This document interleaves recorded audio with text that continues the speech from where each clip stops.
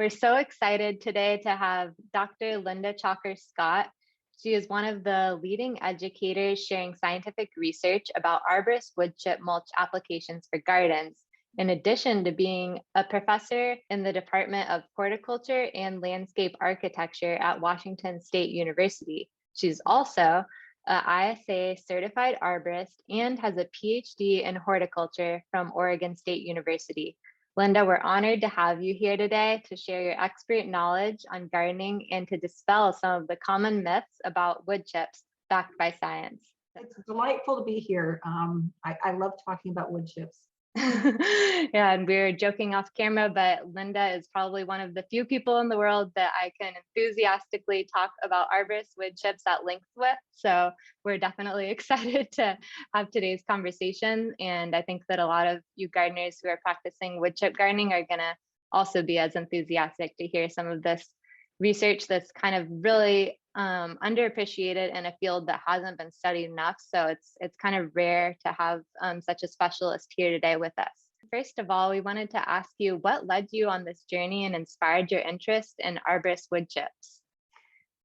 Well, this goes back a few decades, and it was when I was starting a position at University of Washington, and they have a very big restoration ecology program there. And one of the things that was of interest to my colleagues, with me coming in as being a plant physiologist, was why do so many of these restoration installations die? So, we're putting in native plants, we're taking out the weeds, but, our survival rate is less than 50%, sometimes less than 20%. What's going on? And so as a physiologist and a horticulturist, I would look at to see what they were doing. I would say, the problem is that when summer rolls around, you've got this bare soil, there's no moisture, there's no life, and you've got new transplants, and they're going to die. So I said, let's try an experiment, because I've been noticing piles of wood chips that were being used as a mulch at the Arboretum. I said, let's try, removing the weeds and putting down the wood chips, and then comparing that to a more traditional method, which at that point, this is back in 1999, was cutting and then spraying with Roundup. And, we were getting away from that because, we wanted to do things in a non-chemical way. So we did an experiment where we compared those two methods. So soil with wood chips or soil with Roundup. And the results were astounding, and they were good enough to be published in the peer-reviewed literature. It was the first paper that came out really looking at wood chips in this way, arborist wood chips. And the survival rate was actually over 100%. And the reason was because a lot of the plants produced seed. And so we had new plants coming through. So we actually came out with more plants than we started with. And in the control one, this is the one with bare soil that had been sprayed with Roundup. It wasn't the Roundup that killed them. I mean, that killed the weeds, but the problem was this bare lifeless soil, and the weeds just came roaring back. And there were virtually no plants that we'd installed that were left. And so it was basically 0% and 100%. So that really started my interest, and it actually changed the methods of our parks departments. It changed the methods of the restoration ecology courses. It was one of the first things they would do would be to mow down to the ground and then mulch deeply. And the results were so amazing that I really started putting a lot of energy into studying them in a controlled way, so we could figure out, how deep should it be, how coarse should they be, does it matter what kind of wood we use? And so we've done a lot of research on that. And the more I learned about wood chips, not just from my work, but from my colleagues, they're amazing. I mean, I'm a skeptic about most garden products, and always have been because I'm a scientist. But when people ask me about miracle products, I say there's two of them. One is water, and the other one is arborist wood chips. Wow, that's so fascinating. I didn't even realize that you had so much background in exploring the conventional methods of controlling weeds and versus the newer methods that people are starting to catch on to with arborist wood chips. But that really adds to your experience of being able to actually tell the difference between the two. Not everybody who's practiced it even realizes, compared to what other people are doing, how beneficial it is, I think.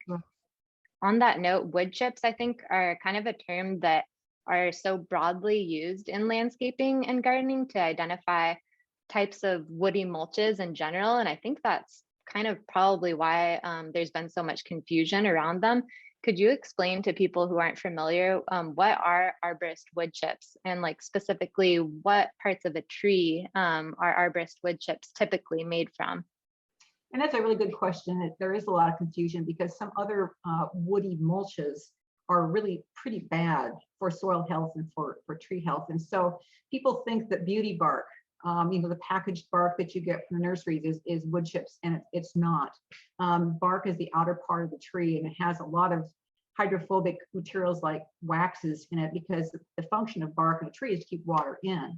So when you put something waxy down over the soil, it's going to keep water out. So bark mulches are not wood chips. Sawdust is not wood chips. Arborist wood chips are the things that are coming right off branches and trunks of trees that are being either pruned or being taken out for one reason or another. And everything goes through a chipper, leaves and all. And so you end up with this really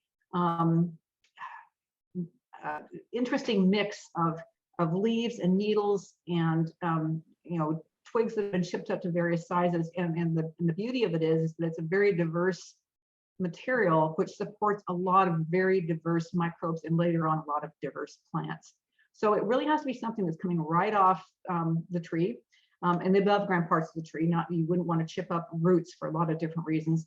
And then the thing that surprises people about wood chips is that when you get the arborist wood chips, as soon as you get them, you put them down because the microbial action starts right away, and there's all that nice green material in there, which means you're getting a flush of nitrogen coming through. So you get the chips down and you're getting this nitrogen boost to your soil when you get them on.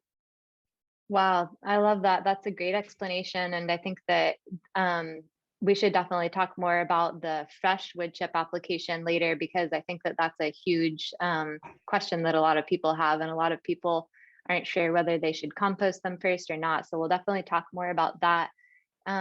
Before, we kind of wanted to go over the category of mulches in general. Could you describe what are some of the different basic categories of mulches, like organic versus inorganic or synthetic? And what are some of the other common mulches that would be compared to wood chips? Well, I have to start off by saying is that nothing compares to arborist wood chips. So if you're going to have, I'll get into your question in a minute, but if you're going to have plants that have woody roots, you really have to have arborist wood chips. So I'll just say that right off the bat. But sometimes it's not going to be appropriate, and sometimes you can't find them. So there are a lot of different mulches, in your categories are spot on. So we've got organic mulches, which will break down over time. We have inorganic mulches, which could be things like gravel or pebbles or something like that, that don't break down over, at least they break down over geologic time, but not over our lifetime. And then you have synthetic mulches, which are things like landscape fabric, rubber mulch, things like that that are not naturally found. And then we also want to include living mulches. And living mulches are ground covers and other things that cover the soil. So a mulch is something that basically covers the soil and protects it, and hopefully brings some benefit to it. And of course, the benefits really vary depending on what you're using. That's great to lead into the next question of actually what are some of the direct benefits of applying specifically arborist wood chips as a top dressing to the soil? Well, it pretty much ticks off every single benefit that mulches have. And so there's this big long laundry list of things that a good mulch will do. And an ideal mulch, it moderates soil temperatures so you don't have extremes of hot and cold. It retains water without becoming waterlogged. It supports soil life, and so you have healthy microbes. It supports root growth. It reduces weeds, provides a slow release of nutrients. And so it's those types of things that allow a soil to become more sustained through its life.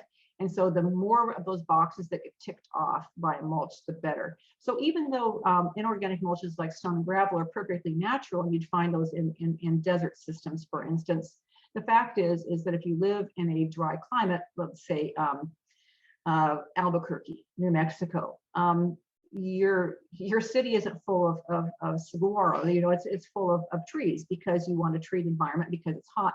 And if you're going to grow trees someplace, you have to have the mulch that they're adapted to. You can't just assume they'll do well under an inorganic mulch. And so that's the drawback of inorganic, is they don't provide those benefits, even though it's a natural material and you do find it in certain systems. So the only box that Arborist wood chips doesn't tick off for everybody is, and I don't even like to consider it as a box, but people do, is it's aesthetically appealing. And that's where it's really kind of a change in mindset. People see Arborist wood chips and many times their first impression is that looks really messy. You know, I like to have a uniform brown material that looks like rich soil. That's what I want to see on my landscape beds or my vegetable garden. And even though we like that, because we like things look tidy, it's actually the worst thing you can do for the soil. So you have to just allow yourself to get past the messiness of Arborist chips and realize that you are bringing so many benefits to your soil, plus saving yourself time and money in terms of using fertilizers and water and pulling weeds and all those things. You can avoid almost all of it just by using the Arborist chips. Could you touch on a little bit how the benefits of Arborist wood chips often being available for free or for very cheap, and how that actually makes them one of the most practical choices as far as a mulch?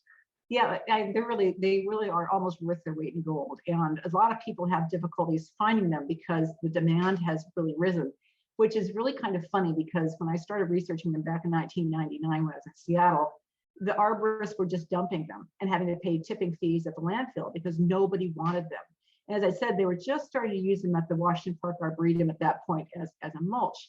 And so I started contacting arborists that I knew and say, hey, can you bring me a load of wood chips? And I'd have them the next day, if not the same day, because they couldn't get rid of them. And then people started seeing the benefits and reading the results of research. And then all of a sudden, everybody wanted them. So then you've probably heard of Chip Drop before. You know, it's this website where you can sign up to get a load delivered. It's kind of the middleman between the arborist and the gardener. And now I have to do that. So I used to be able to get them for free. I now pay a nominal fee to get them. So I've kind of led to my own demise in terms of being able to get free stuff. But I'm happy to pay for them because they are just such a great mulch. You know, I want to keep them out of the landfill, and I think it's always good to pay arborists for their time and their products. Can you describe some of the potentially negative impacts on the soil of sheet mulching, specifically with things like cardboard as a weed suppressant? Sure, and you know, a lot of these practices are, you know, based on what just seems like common sense. And I talk to gardeners when they want to use things like newspaper or cardboard. And when I ask them, why do you want to use that? They invariably say, I want to smother the weeds. And I tell them, think about the verb you just used. You use the word smother. You know, the weeds aren't being smothered, but what you're doing is smothering the soil and all the life in there that depends on oxygen. So what we want to do is we want to find a one thing that weeds need to have that the soil life isn't going to be affected by, and that one thing is light. So what we want to do is keep the light away from the weed seeds and from the crowns of perennial weeds, and allow everything else to get through, allow the oxygen to get through in the water. And a chunky mulch, a three-dimensional mulch, does that, and sheet mulches, which are two-dimensional mulches, do not.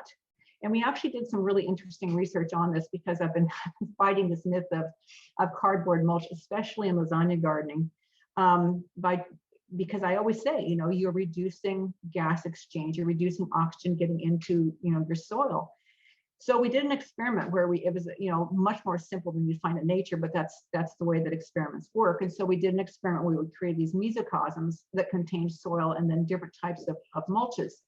And what we did, so everything's exactly the same, and there's microbes in the soil, and all different types of mulches, including arborist wood chips and things like landscape fabric and plastics and cardboard, and then various permutations of those. And what we found was that, of course, in a lab experiment, when you're not having a natural soil, so bare soil was actually the best, but we know that wouldn't be true in nature because this bare soil was in a bucket. It wasn't being stepped on, it wasn't compacted, it wasn't being blown, it was not really natural, but that's your control. The wood chips were the next best. And so the gas exchange through 4 inches of wood chips was almost as good as having nothing on top of the soil at all. Next up was cardboard, and cardboard was 10 times worse than wood chips. in terms of reducing oxygen and carbon dioxide movement. And that's just a single layer of cardboard with nothing else on it. One layer of cardboard did that. So we didn't test lasagna mulching because it wasn't, that's a much more complicated experiment. But we were just looking at the impact of sheet mulches. And of course, after cardboard was landscape fabric, which was about 100 times worse than the cardboard. And the plastic was, of course, the worst of all. So the smaller that the pores in the material got in terms of allowing gas to go through, the worse it was. So, by far, the Arborist wood chips were the best choice. But this was literally the first time that anybody had just tested the ability of carbon dioxide and oxygen to get through these mulches. And so we published that, in a really good peer-reviewed journal. And so now it's out there, and it has all the data that show, the reduction in gas transfer. So that's what I used to fight a lot of the myths, is saying, okay, we've got research that shows you that a single layer of cardboard is 10 times worse than 4 inches wood chips. And if you're putting down cardboard and then compost, and then another layer of cardboard and compost, and so on to make this lasagna, just think of how much reduction in gas exchange you're creating in doing that. And no, we haven't tested that, but it's pretty easy to extrapolate that if one layer of cardboard is bad, then multiple layers are worse. So gas exchange is important because the soil can actually become like anaerobic, or how would the reduction of gas exchange impact if you're going to go plant in that soil right after? Yeah, it does. So it becomes anaerobic, and you don't necessarily see that because, of course, it's all in the ground. But what happens is that you start killing things like earthworms and other, fauna that are living in the soil because they don't have enough oxygen getting through. And in fact, what you'll see anecdotally underneath, the cardboard in lasagna mulch, you pull it up and you see earthworms there. And everyone just assumes that, this great lasagna mulching, it brought earthworms. Well, no, it didn't bring earthworms. The earthworms are always there. But if they had their oxygen reduced, they're going to come up to the surface of the soil to breathe because there's not enough in the soil. So, it's one of those correlation things. People see the cardboard and they pull it up and there's all these earthworms. They just assume that means it's better for earthworms, when in fact it's not. It's worse. So this is true in the microbes. The microbes also need oxygen. If you don't have enough oxygen, all of those beneficial microbes, they go dormant. And then the pathogens start becoming more prevalent. So all the things that live in naturally anaerobic soils, the rots and things like that, they become more active because they do better when there's less oxygen. Wow. Well, that just made gardening with wood chips one step easier, I guess, for people that we don't need to haul in all this extra material. All you need to do is have thick enough arborist wood chips to be able to naturally smother whatever's underneath it, the grass or the weeds that you're trying to get rid of. Right. That makes it easier. So when do you recommend, if people are just getting started on a plot of soil that isn't covered, when would you recommend them starting to apply the wood chip mulch? Well, you can really do it any time, but for best results, if you have the time to wait, is waiting until whatever you're working with is dormant.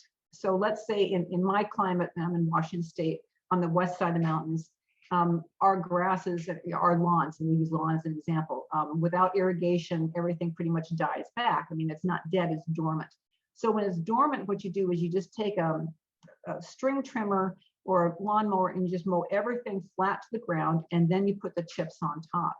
And what that means is that there's absolutely no green material there at all, and it's going to be more of a struggle for those weeds to come back. And as I said, you can do this anytime, and I do it anytime because I use wood chips all year round. But what you have to do is just get everything down to the ground so there's no green material, because that's the food production part of the plant. And it has to support its roots. And if you reduce the ability of the plant to feed its roots, it's going to die. So it's going to die from lack of food. And if you keep the light away, it's not going to be able to make more green parts. And then you have a better chance of it actually killing off the entire weed. So that's the best way to do it. And the neat thing is you're not disturbing the soil.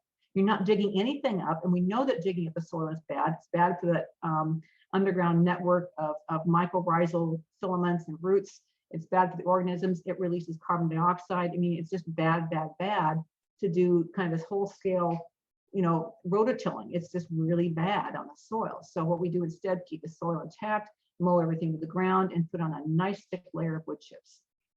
That's awesome. And how thick, when people are applying wood chip mulch, should they be applying it for ornamental sites versus like a restoration or perennial weed problem site? Yeah, so we're going to compare something that's maintained like someone's home landscape to something that's not maintained like a restoration site. So it gets a little complicated because if you take my advice and use fresh wood chips, you actually have to use about twice as much as you want to have there eventually.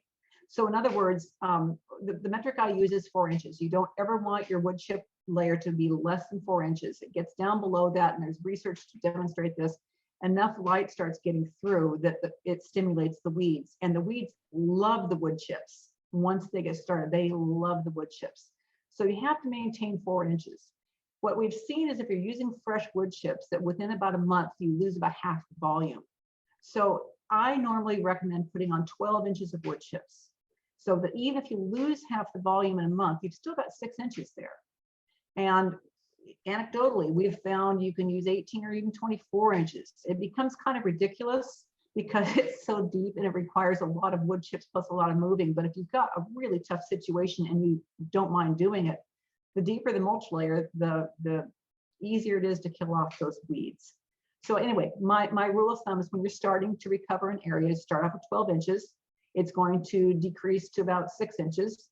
And then once you start planting, and then you're going to remulch. So when you're planting, you move everything away, you remulch it. When you remulch in a restoration site, I recommend having at least 8 inches there because it's not going to get replenished because it's not managed.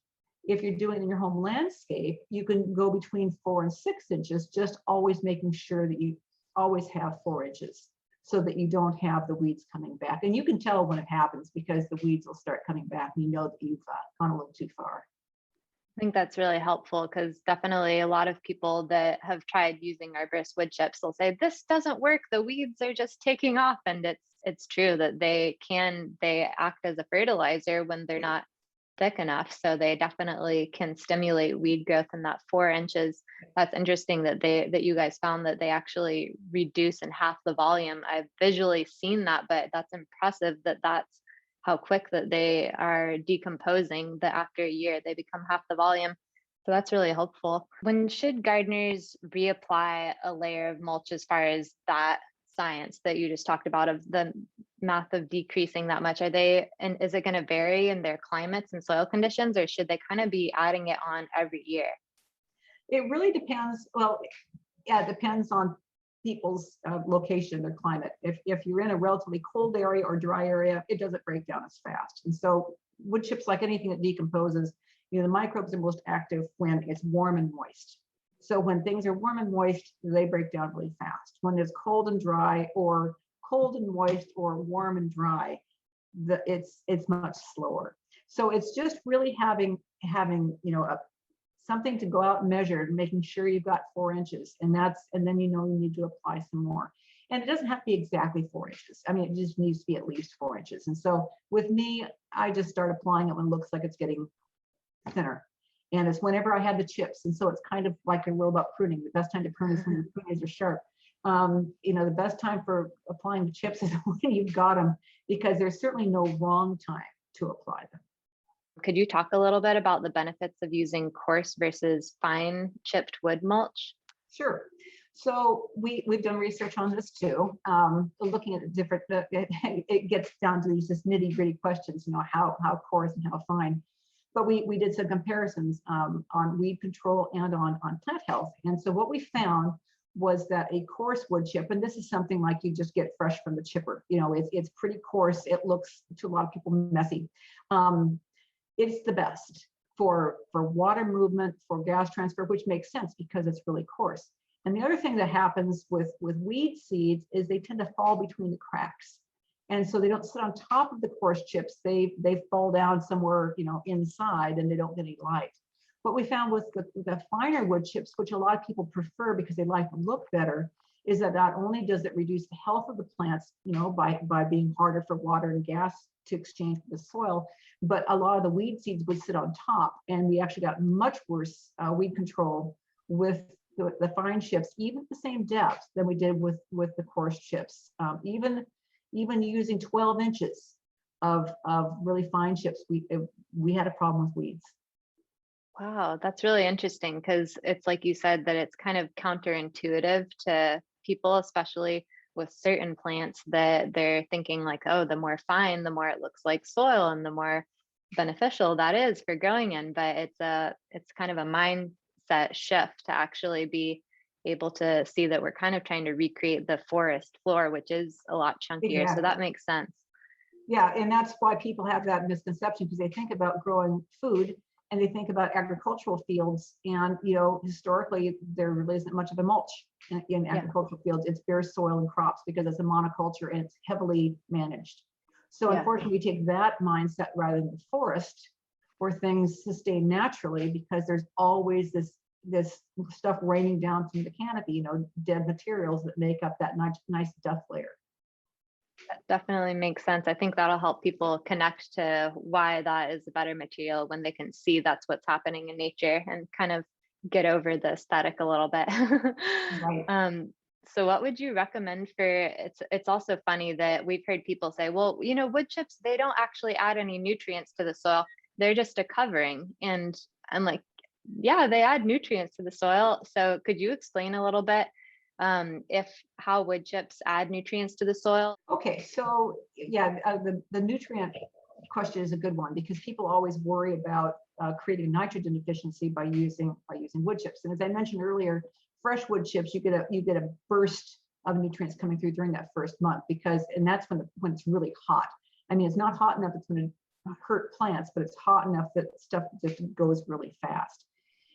Once that slows down, then the decomposition process slows down as well. At that point, the wood chips themselves become less full of nitrogen. And that's when people are afraid of them, because they think, okay, now we've got this really high carbon to nitrogen ratio. It's going to cause a nitrogen deficiency in my soil. And so we did research on this too, and which it's really easy to do, because all you have to do is measure the nitrogen level in the soil underneath the chips. And we did that, and there's absolutely no difference between the nitrogen in the soil underneath the chips and just bare soil. So that's been demonstrated by people other than us too. It's pretty straightforward. Where you do find a nitrogen deficiency, and I'm not sure anyone else has ever done this, I've done it, is that interface where the chips touch the soil. At that point, you have a nitrogen deficiency, which makes sense because all those microbes in the wood chips, they're scarfing up all the surface nitrogen. And I think this may be one of the reasons why seeds have a hard time getting started, because right there at the surface, there is a nitrogen deficiency. I haven't tested that. That's just a possible hypothesis, but it makes sense. So the nice thing is, as long as you never incorporate those chips into the soil, you will not have a nitrogen deficiency. If you work them into the soil as an amendment, you're going to have all kinds of problems. Because the nitrogen is just going to go away. Wherever those chips touch, the nitrogen levels decrease. Wow, I didn't actually hear that before, that you had done the study that was comparing just the bare soil level of nitrogen versus with the wood chips on top, and it was the same. That's pretty powerful that there has become such a strong, overwhelming myth about the nitrogen deficiencies beyond just that very top first millimeter of soil, Right. that it's kind of made a lot of people steer clear from them, I think. So as far as if people do have nutrient deficiencies like that they are concerned about in their soil, would you recommend them adding a layer of compost down on their soil before putting the arborist wood chips on top? Well, what I'd recommend before doing anything like that would be to do a soil test first. And that has become this mantra, only second behind used wood chips, is before you add any fertilizer. And I don't count wood chips in that because it's such a slow release, but any sort of fertilizer, whether it's organic or inorganic, is to have a soil test done first, because it's not unlikely that you might have a deficiency in nitrogen or something that low. But what most gardeners will find out is they're not deficient much of anything at all. And the problem is if you add a fertilizer when you don't need it, then you create nutrient toxicities. And so when you have a soil test, it'll come back and it'll say, well, these levels are above optimum. And I kind of don't like their verbiage there, because what it should say is these nutrients are toxic. You know, they mess up the ability of the plant to take up nutrients they need. They interact with other nutrients. I mean, they just create all kinds of imbalances, not only in the soil, but in the plants. And you can see this, you can see these deficiencies appearing in leaves. So soil test first, find out what you need. And let's say, for argument's sake, that you know, that you have, you know, relatively low levels, you know, where it's actually below ideal. And then you might want to put down 1 inch or so of compost before you put the wood chips down. That's perfectly fine. The cool thing about wood chips, and you probably know if you've used them, is that they create their own compost level over time. So you never have to add compost again. Once you've started the process, it creates its own compost and you never have to add it again. So for me, with my 3-bin compost system, it's like, well, what am I going to do with all my compost? And what I tell people is, you know, use it for areas that you're trying to recover from some other use. We had an area that used to be a pathway, it was all gravel, you know, and so we just put down a thick layer of compost there, excuse me, and I planted in some creeping strawberry that I was trying to use as a ground cover. And, you know, the compost is going to disappear, but it helps get the roots established, and they will work their way through the gravel. And then, you know, compost is gone, but it's fine because they're established. So, you know, you use them for that purpose, or you can use compost as part of a planting media. You know, if you have containers, it's so much lighter than using soil. If you've got containers that you're moving around, you know, you can use your own compost as part of that media mix. Okay, that definitely makes sense. And I am glad that you talked about the soil testing, because I was going to ask you about that as well. That I thought that was really interesting and important to learn about the, you know, how you can have runoff, and adding excessive nutrients can actually damage your plants in the soil, as well as just being a waste of money and resources. So I think that that's really important, that most backyard gardeners that I know of do not take the time to do a soil test. And when you think about the cost of the organic fertilizers and the compost that we're buying instead, it's actually probably much more beneficial to just do a $20. When I looked into it at universities, it seems like it's pretty affordable to do. Yep. Is that what you would recommend, doing it through a university? Absolutely. Yeah, the reason I recommend universities is because they have their only purpose is to provide information. So, Right. And it's not to say that private labs are bad. It's just a lot of times private labs will say, okay, so to address this, you need to buy these products that we sell. And that's just deceptive, because it's not true. So what a university lab will do, and a government lab, is they'll give you the results and they'll say, okay, so you've got some deficiencies here, and this is what you should add and how much of it. It's generic. It's not brand name stuff. And that's really more valuable to gardeners, to have that information than to be told they have to buy some special product from some company and pay much more than what it's worth. Super helpful. I'm definitely going to do that this year. Is there any other reason that people should be doing the fresh wood chips just raw as they are, versus composting them and screening them? Because we've heard a lot of people, even that are gardening with them, that will be composting them and then they run them through a screen, so there's less of the wood debris. And their goal is to be able to germinate seeds easier in them. But is there any trade-off to that you would see not recommending for planting seeds? Yeah, that's the one drawback when you're using arborist wood chips and using them to suppress weeds. They're going to suppress all seed growth. And so, as I said, I use them all the time. And I know we're going to talk about this later, probably, about using them in vegetable gardens. When I am growing things from seed, the soil I'm putting them into has been covered with wood chips. And what I do is I move the chips aside. I do my planting, you know, in the rows where I've uncovered the soil. You know, I scrape them in so they're covered a little bit with soil, and then I kind of do the same thing you're talking about, except I don't have a screen system. I take some of the really composty chips that were at the very bottom, and I just kind of rub them together with my hands just to create a thin layer over the top there, just to keep things hydrated. And then I would recommend using composted chips, because they're not going to interfere with nitrogen levels. They're not stable, but they just decompose slowly, and they're not going to create a nutrient drain at that point. So We found that a lot of people are having success doing what you're describing of kind of clearing the rows and adding the compost to the areas in addition of the covering between the plants, and then kind of bringing it back. So right. And then once, I was going to just say, and then once your seeds yeah. come up, like I've got my bean plants out there. So when they come up, you know, then I can start moving the chips back around them to suppress any weeds that are going to come up. And you do have to weed during that time. There's just no doubt about it. You do have to pull weeds, but it's for a short period of time. My experience has been that the weeding is a lot easier than without them. How does composting the arborist wood chips in piles before the application change the benefit? My opinion is you use the wood chips whenever you can use them. I mean, it's rare that we get a fresh load and put it all down at once. You know, you just can't get it all down.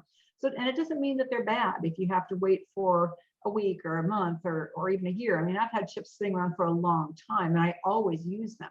It's just that they don't, you know, you lose the one benefit of having that nutrient boost. But the fact is if you're using wood chips on a regular basis anyway, you're probably not going to have any nutrient issues.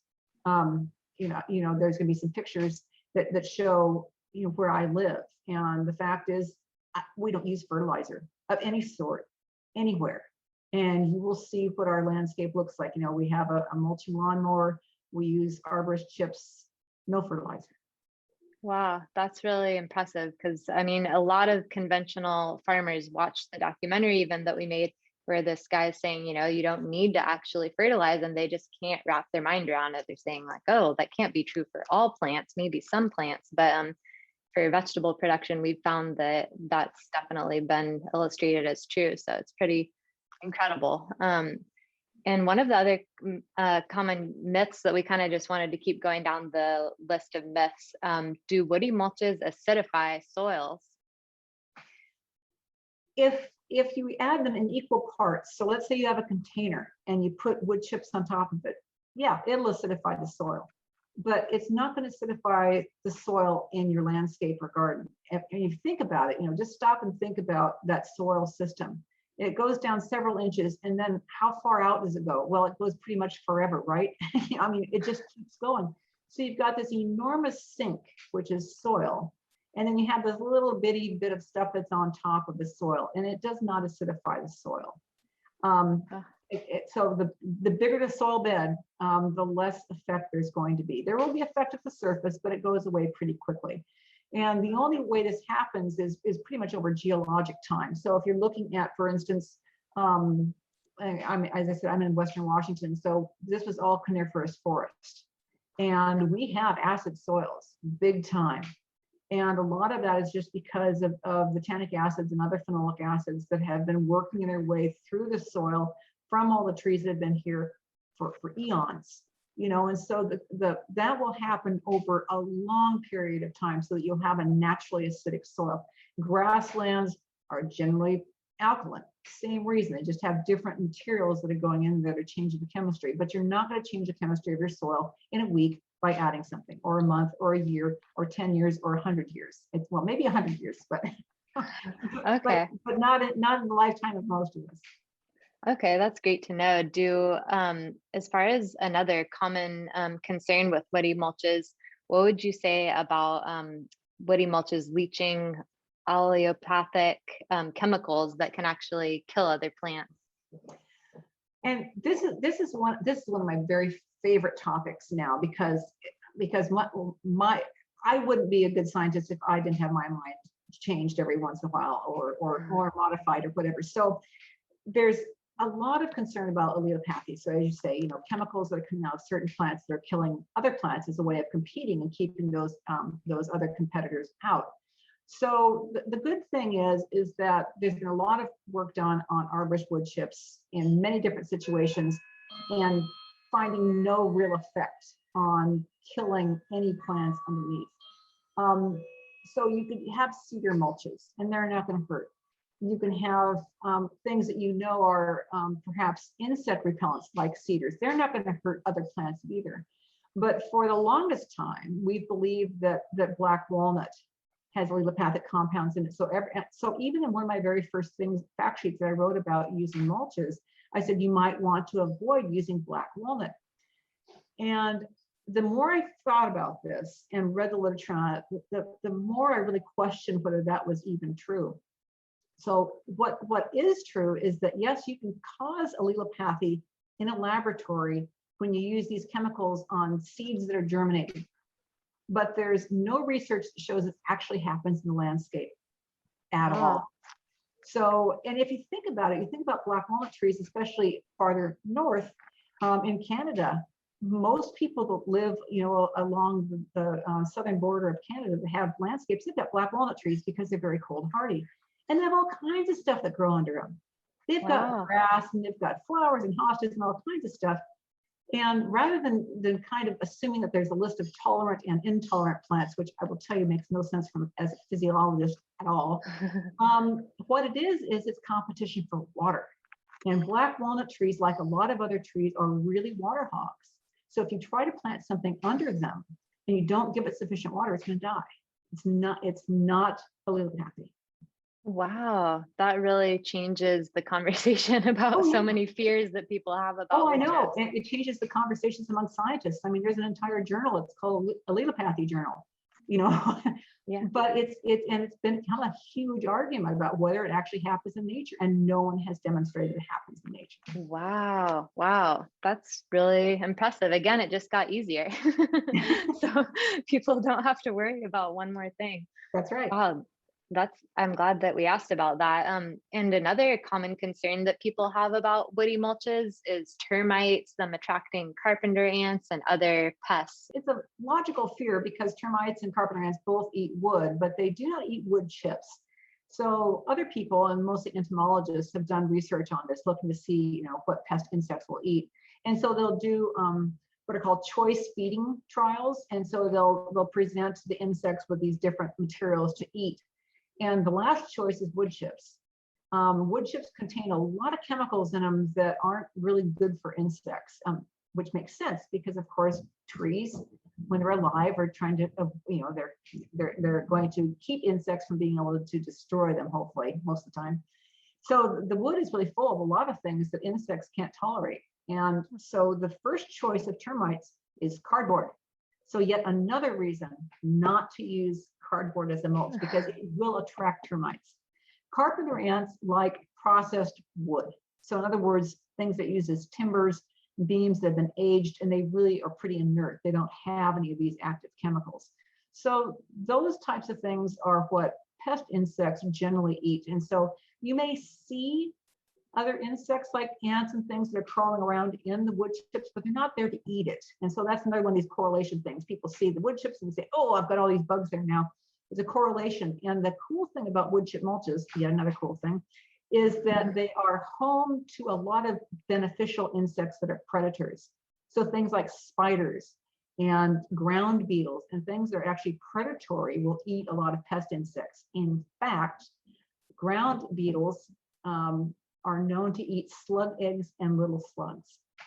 So you will find that if you use a wood chip mulch, you actually have a really diverse assortment of things that live in there, and they're by and large all beneficial. As far as the contamination or transferring of disease through wood chips, that's another one of the most popular myths that people are afraid of. Is that something that people should really be concerned about? No, it's another one of those things that, when you look at it in the big picture, it kind of doesn't make as much sense. I mean, it does make sense because you're seeing disease and thinking, oh, I don't want disease near my plants, and that makes sense. But then when you think of things in a natural situation, I mean, disease happens all the time in a forest, and you have all this stuff that falls down, becomes part of the mulch. It doesn't cause other trees to die.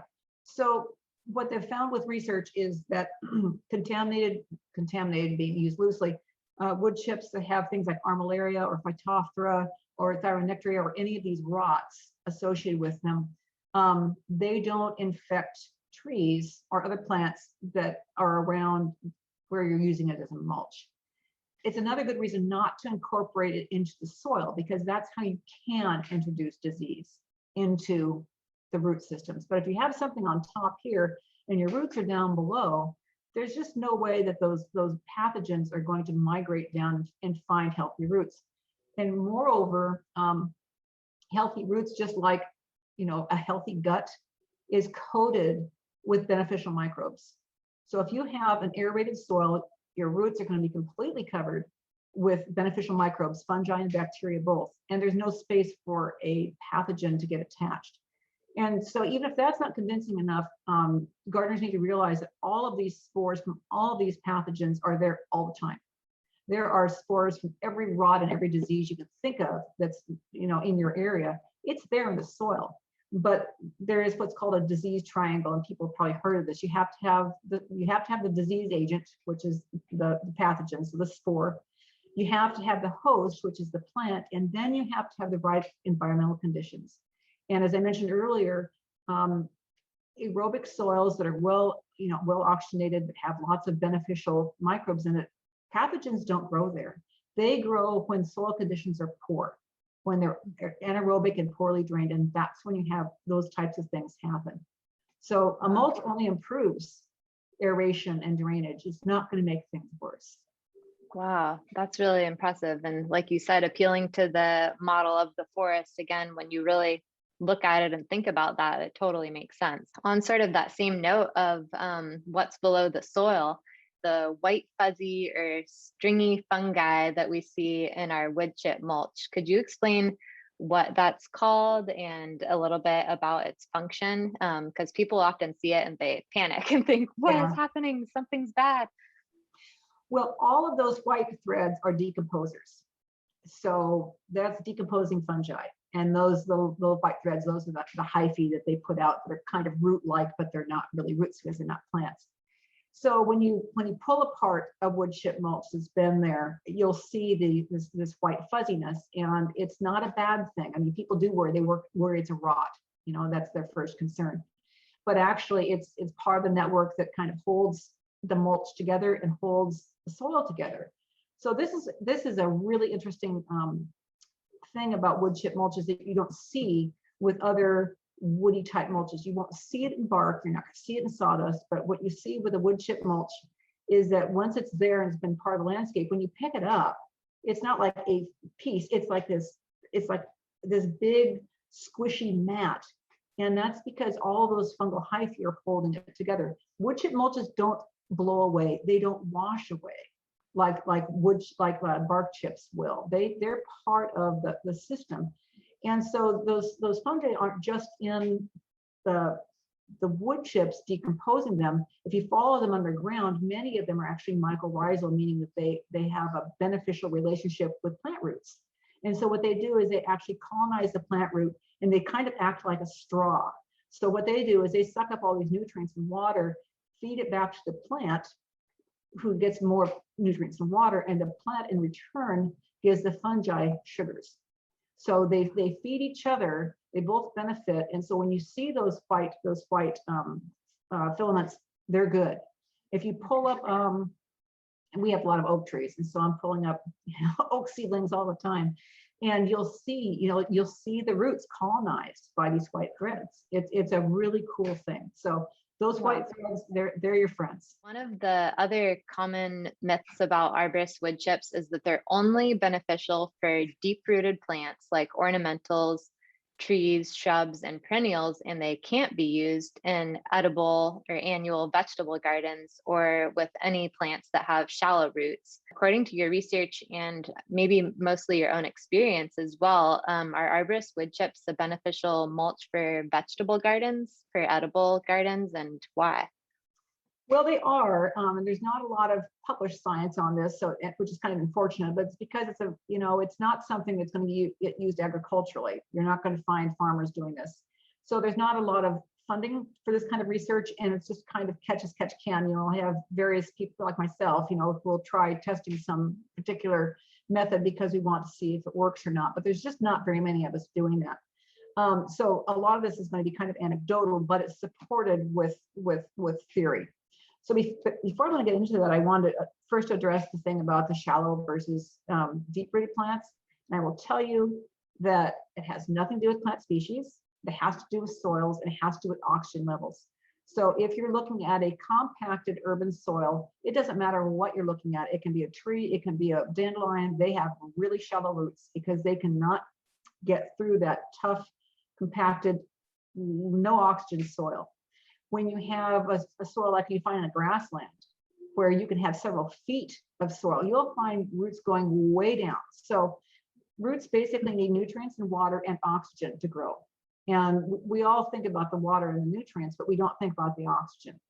So a mulch is going to actually open up the soil, compacted soil, and make it better oxygenated. So you'll find over time that a mulch soil has plants with deeper roots.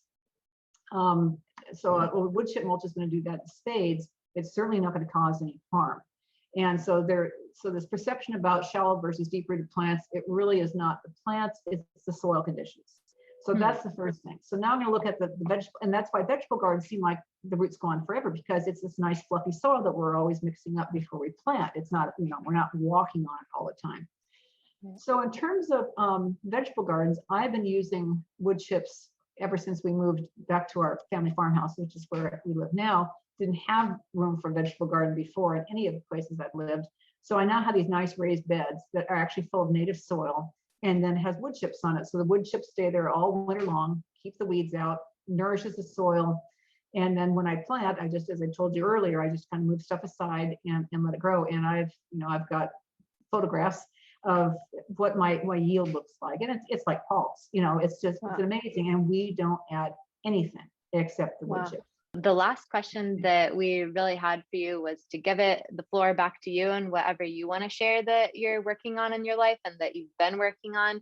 We want to ask you to tell people where they can find out more answers to their gardening questions in your gardening articles, blogs, podcasts, books.